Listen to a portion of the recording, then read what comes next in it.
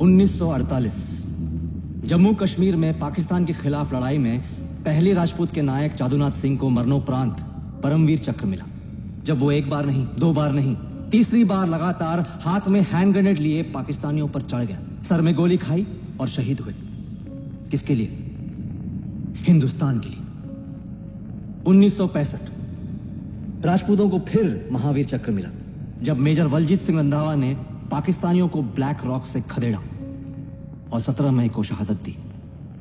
Captain Ranveer Singh और सिपाही बुद्ध सिंह दोनों को वीर चक्र मिला और जो पोस्ट उन्होंने अपनी जान देकर जीती वो हमारी सरकार ने पाकिस्तान को गुडविल दिखाने में वापस कर दी। कश्मीर में आज भी राजपूताना राइफल्स का एक एक सिपाही अपनी वफादारी निभा रहा है। हवलदार रणवीर सिंह 1 इंच अपने पोस्ट से नहीं हिला जबकि उसका पूरा सेक्शन साफ हो गया था। आज भी उनके लिए रेजिमेंटल ऑनर से बड़ा और कुछ नहीं।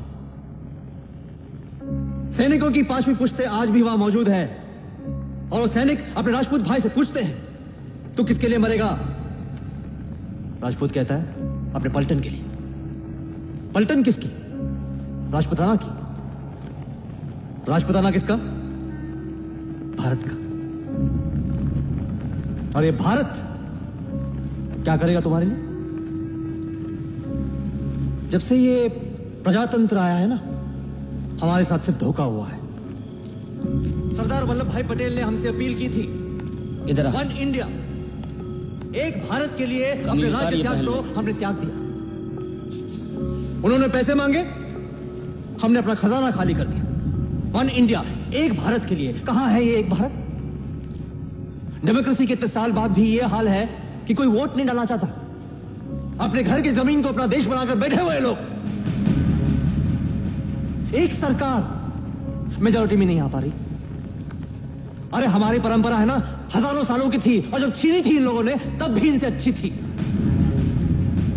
डेमोक्रेसी के नाम पर हमसे पावर छीनकर खुद वो कर रहे हैं जिसका आरोप इन लोगों ने हम पे लगाया था। फिर भी पटियाला रिपोर्ट में सिर्फ हमारी खामियां, हमारी गलतियां लिखी गई थी और कुछ नहीं। अरे इनकी तो एक चीज नहीं है जो साफ है। आज भी लोग हमें क्यों बना उड़ाते हैं, बना इज्जत करते हैं? क्यों? क्योंकि हमने त्याग किया है हमारे लोगों के लिए। जोधपुर के महाराजा ने वल्लभ भाई के सेक्रेटरी के सर पे बंदूक रख के कहा था, देख जोधपुर की मेरी प्रजा से गद्दारी मत करना।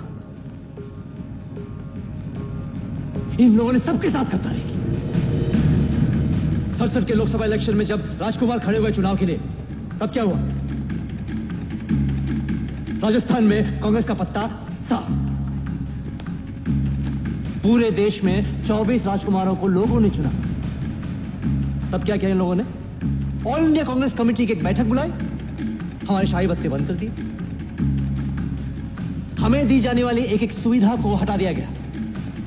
हमें इन लोगों के सामने झुकना पड़ा, हार माननी पड़ी। हम हार गए क्योंकि 1000 साल के बाद भी हम आपस में लड़ रहे थे।